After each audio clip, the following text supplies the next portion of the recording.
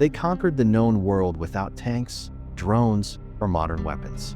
But Rome's true power didn't come from its soldiers. It came from something far more dangerous and calculated. That I end this video, we're diving deep into the secret playbook of the Roman military, revealing how a handful of brutal strategies, mind-blowing tactics, and psychological tricks turned a city into an empire. Stick around, because the final move they made before collapsing might be the most shocking of all. Close your eyes for a second. Picture this. An army stands in complete silence, no shouting, no rustling. Only the sound of shields locking together, and the earth quietly trembling beneath iron-studded sandals. This was Rome. But before the red banners waved across continents, Rome was nothing more than a muddy village with enemies closing in on all sides. Oh, how did they go from that to this? Well, it wasn't about having the biggest weapons. It wasn't even about having the most soldiers. The secret: discipline, adaptability, and genius strategies so effective, modern armies still use them today. To understand the rise of Rome's military machine, we have to go back all the way to 390 BC, when Rome lost everything. 390 BC. The Battle of the Allia. A Gallic horde descended upon Rome. The Roman army was brutalized. The city was burned to the ground. It was a complete collapse. But here's the thing. That loss wasn't the end. It was the beginning. The Romans saw what failed, and instead of crumbling, they transformed. They started training their soldiers like machines, created ranks, tiers.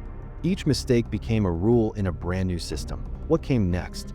No one was ready for. Roman generals had stopped thinking like warriors and started thinking like engineers. They developed the manipular legion, light on its feet, broken into parts, more flexible than anything Europe had seen.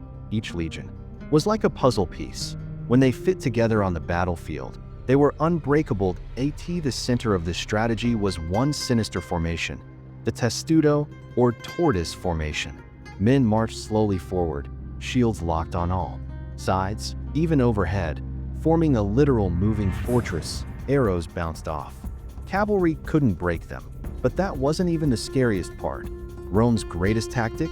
Let your soldiers lose, on purpose, no joke. Sometimes generals would let the front line take a hit, even retreat slightly, to entice the enemy into rushing forward. And that's when it happened that a hidden second rank would suddenly snap into action, cutting the attackers down in confusion. It was called the Pilum Trap. See, Roman soldiers carried a special spear, the pilum, that bent on impact. Why? Because once it stuck into an enemy's shield, it became useless. The enemy had to drop their protection. That it's not just physical warfare. It's pure psychological destruction. And that's how Rome kept winning, with patience, adaptation, and deception. But the world was about to throw Rome its greatest test. He studied the Romans and then almost destroyed them. Let's talk about Hannibal, not American history. Hannibal Barca, the Carthaginian general who shocked the world. That he crossed the Alps with elephants just to get a shot at Rome. The Romans thought he was insane. But what he did at Cannae still terrifies military historians. The Romans outnumbered him 2:1, but Hannibal learned their tactics. That he knew they'd charge forward directly.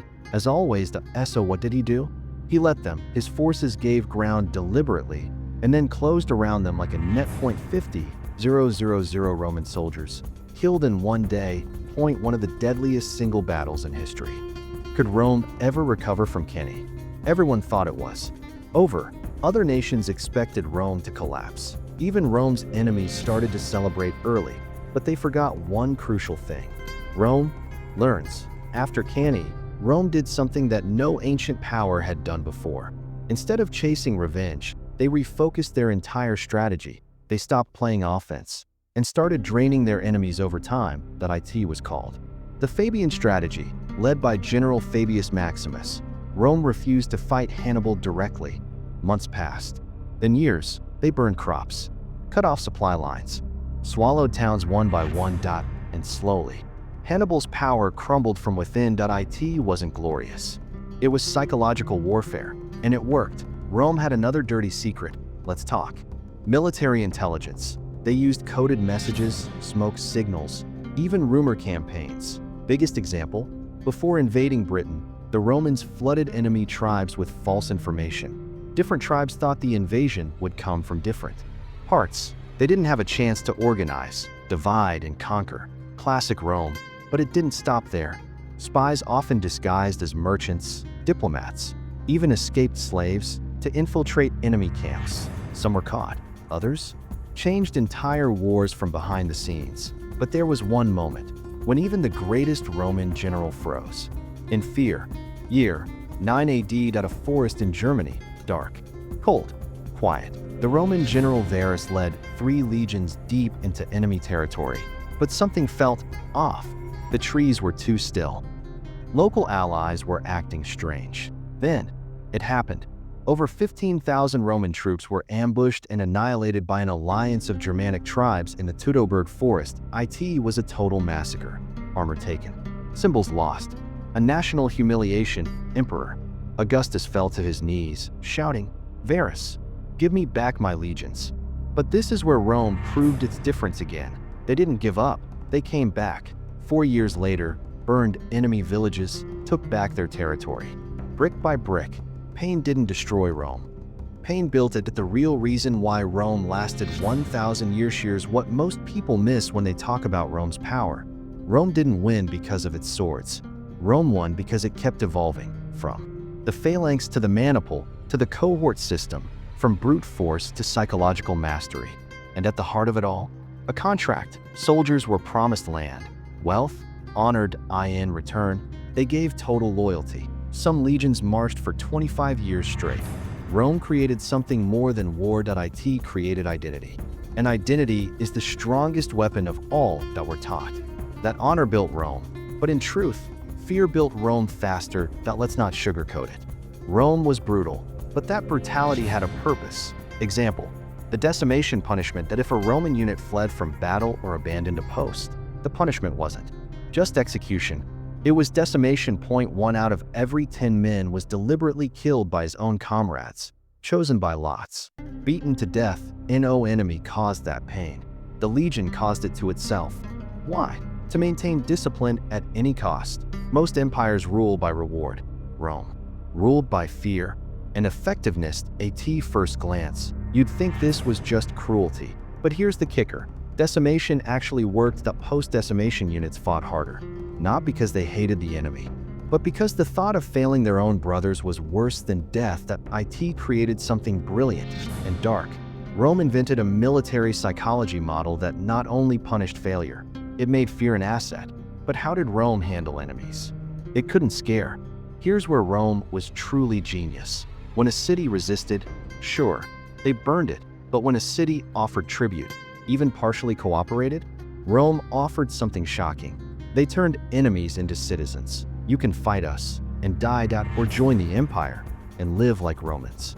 Guess what most cities chose? Life, roads, trade, protection. Roman expansion exploded faster than any empire before, without lifting a single sword. It's called the soft power doctrine. And it created an army of non-Romans who fought for Rome voluntarily. Crazy, right? Rome rarely had to conquer, because they made it profitable not to resist. 1 stunning example. The Hispanic auxiliary legions. Rome offered land in exchange for 25 years of service. Brutal? Yes, but it gave poor farmers, criminals, and captured warriors a new identity. Power through Rome. These men fought harder than many native Roman citizens. Why? Because their freedom, their future, their family's honor depended on Rome winning. Let that sink in.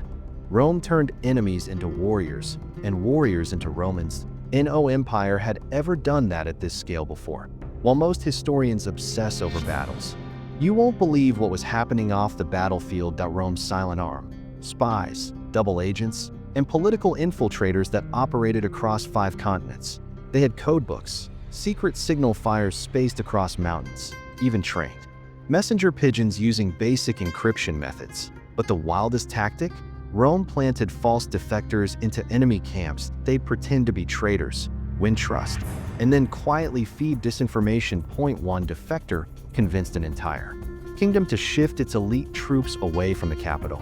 Just weeks before the Roman army arrived, not a drop of blood spilled. Victory through information. Sound familiar? Rome pioneered psychological operations, but sometimes even spies weren't enough.